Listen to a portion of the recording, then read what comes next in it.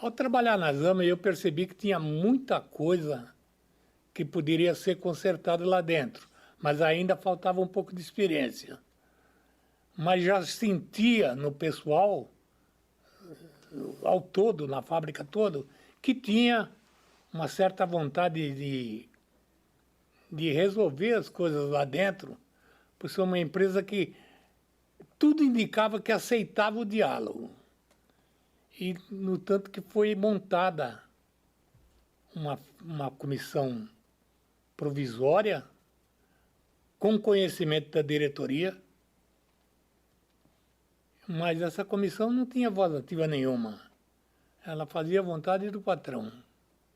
Ela fazia tudo o que o patrão queria. E conversando com o Geraldo na hora do almoço, eu percebi nele uma certa bagagem política, sindical, do qual ele mesmo vinha me abrindo o olho lá fora, como é que a gente deveria fazer a coisa. E foi aí que praticamente se iniciou uma comissão de fábrica na Zama.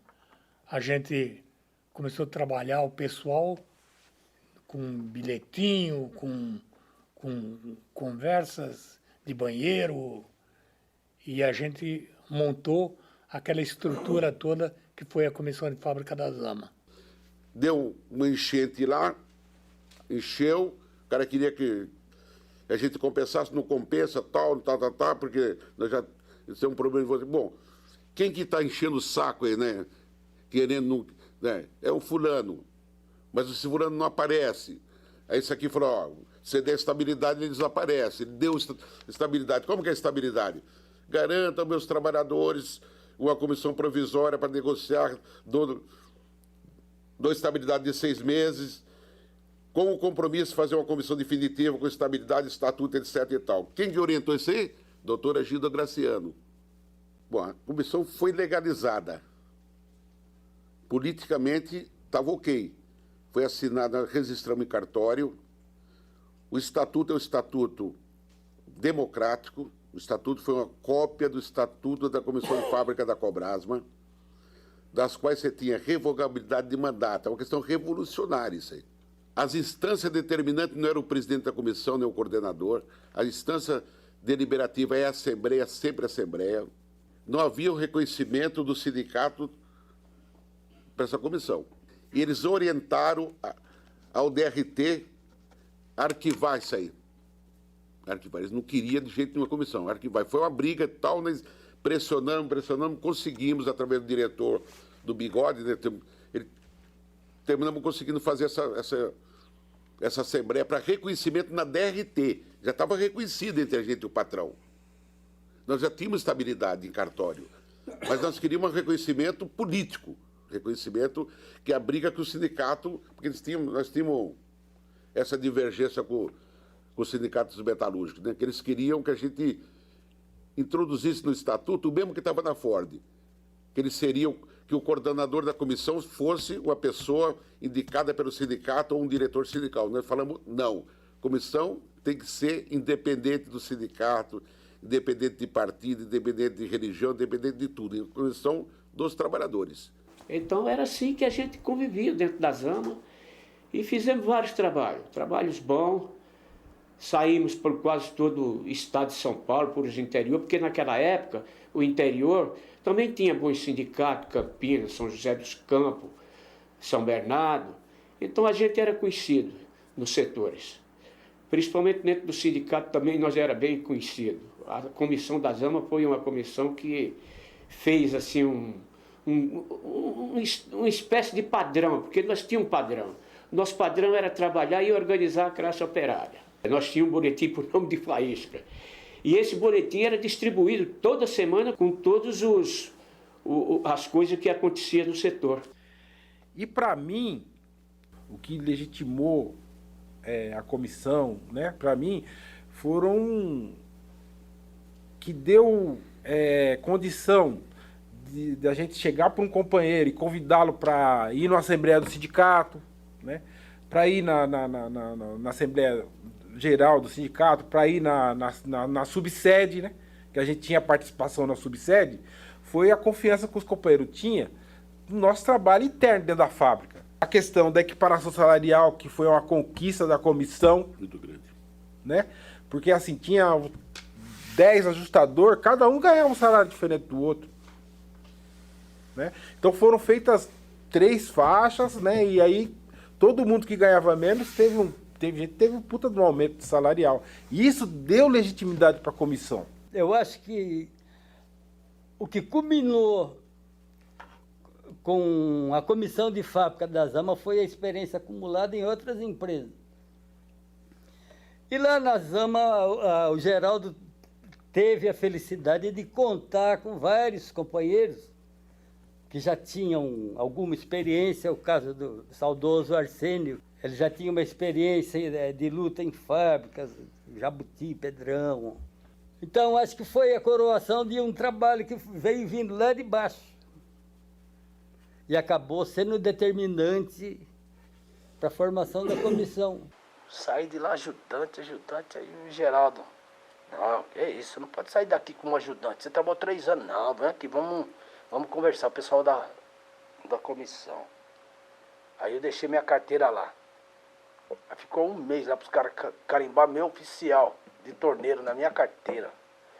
Eu não sei o que aconteceu, mas esses caras aí brigaram para arrebentar. O Geraldo, acho que o Jabuti também estava no rolo. Eu estava fora já da empresa, né? Aí passou uns meses, os caras me ligaram lá, vem buscar sua carteira. Aí quando eu peguei a carteira, tava lá, meu oficial de torneiro. Falei, puta lá. Só não soltei um rojão na época, porque não tinha. Mas foi muito boa essa comissão, e junto com a CIPA, né? Então o que a gente precisava fazer na época? Ganhar a confiança do trabalhador, ou seja, a palavra credibilidade. Para você fazer um trabalho que ele surta efeito junto aos companheiros dentro da fábrica, você precisa fazer com que ele acredite na comissão de fábrica. E a única coisa que a gente encontrava no momento era credibilidade e era transparência.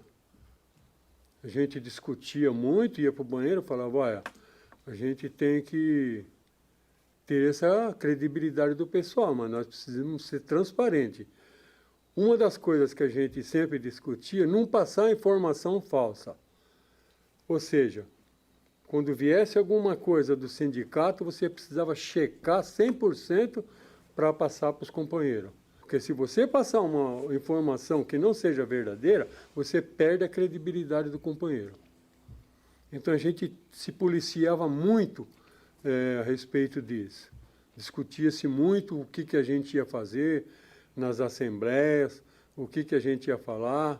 A gente escolhia bem as pessoas que ia falar e o tema que a gente ia defender.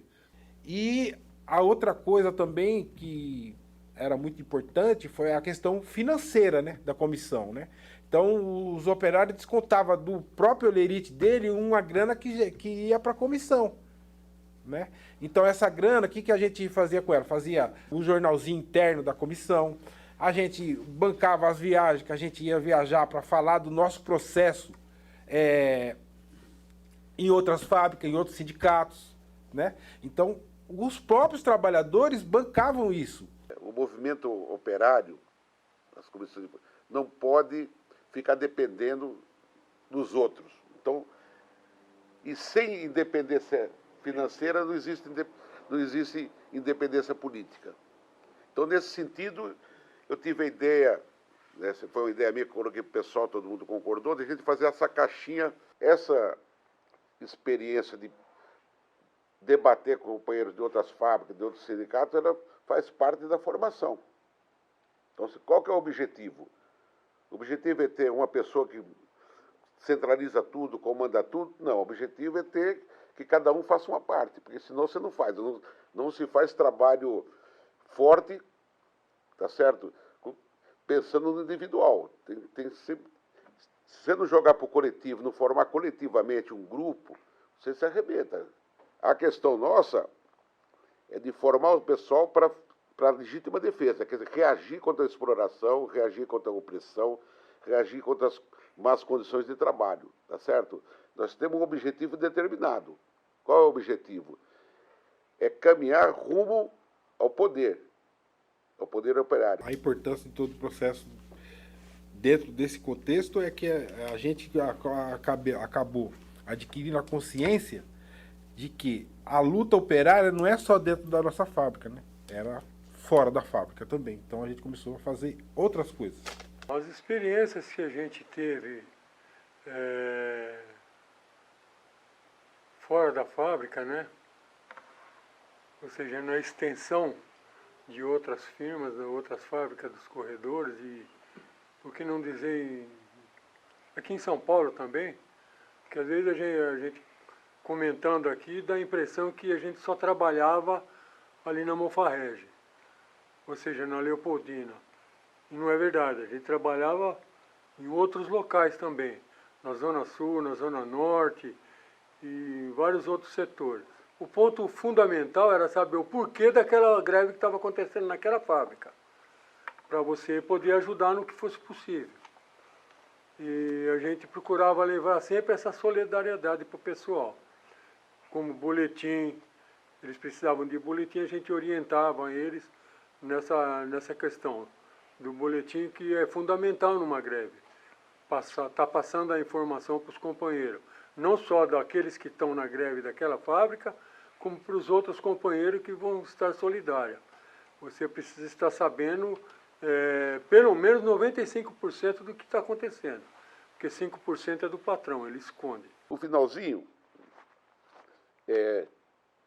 eles me chamaram a gente lá, falaram, nós vamos demitir 3/4 da empresa, mais ou menos 130, 150 funcionários, vamos ficar com uns 30 mais ou menos aqui, mais ou menos isso. Ficamos acertados que a gente não ia fazer greve. Teve divergência e tal, mas a gente não ia fazer greve. Por que não greve? Porque eles tiraram toda a produção da fábrica. A produção, o serviço, a produção é o nosso oxigênio, é o nosso combustível, pô. Sem produção você não tem força. Fizemos a Assembleia Geral, veio o escritório, todo mundo e tal, colocamos colocamos nosso mandato à disposição, abrindo mão do mandato, renunciamos ao mandato, porque a gente ia ficar com, como se diz, ia ficar privilegiado de estabilidade. Logicamente que o pessoal não aceitou isso aí. Terminou não aceitando. Aí colocamos a questão da greve, que era ocupação. Era uma proposta da Convergência Socialista. Ocupação. Quem defendeu foi Arcedo. Eu achava um absurdo, mas sempre na comissão nós tratamos as coisas assim, bem transparente e na boa. Quem perdia, assumia e trabalhava para o outro lado sem nenhum problema, né? Então nós pegamos praticamente quase 200 votos, né? Teve 7 votos só a favor da greve. Aí eles começaram a mandar embora lote de 25. Lógico que o nosso último lote foi nós, né? Não vamos sair da fábrica, vamos acampar aqui lá. Aí foi aquele rolo e tal, e fica todo mundo lá, e veio a polícia, aquele rolo, né? Bom, conclusão. Saímos. Ele fez o processo, a Gilda Graciano, que foi uma das pessoas responsáveis pela formatação do começo da comissão, que ela fez todo o estatuto, ela estava na Itália, não teve jeito. Ela voltou, nós fomos conversar com ela, mostramos, ela falou, isso aqui vocês vão perder. Sabe o que estava escrito lá? O patrão que entregava a gente dava dinheiro. Era a mão na roda.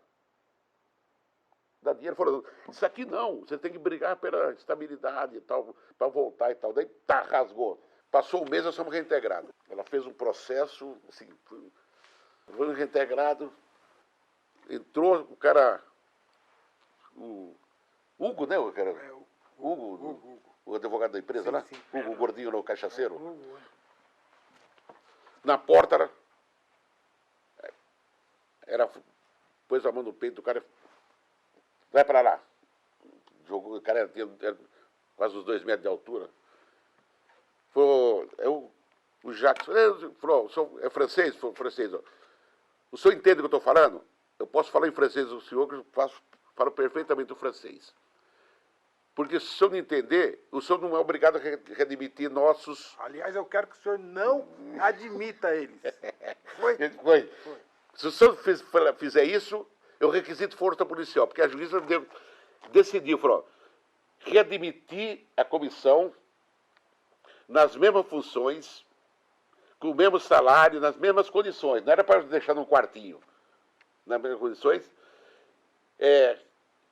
Em caso de recusa, prender e algemar e trazer a minha presença. E requisitar força policial para cumprir o mandato.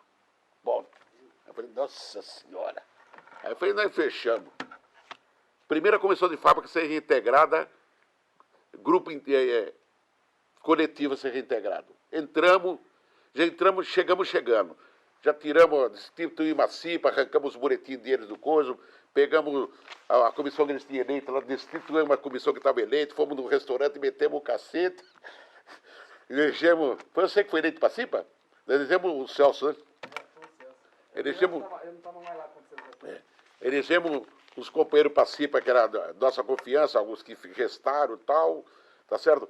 Porque a nossa função qual que é? A nossa função primordial é organizar, como eu já havia dito, é organizar a categoria, tá certo? Para a luta coletiva, como uma forma inicialmente, como uma forma de autodefesa e com foco. Poder lá na frente, nós queremos poder.